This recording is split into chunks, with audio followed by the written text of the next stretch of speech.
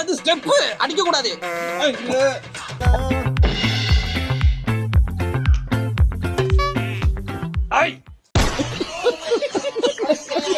மெதுவா போகணும். இப்படி ஒரு வளைஞ்சு நெளிஞ்சு இப்படி போகணும். மெதுவாவா?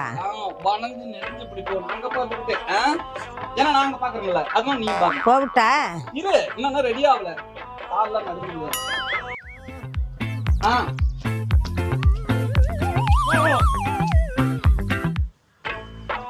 இரு இங்க வாங்க. அதோட வா. போவிட்டா?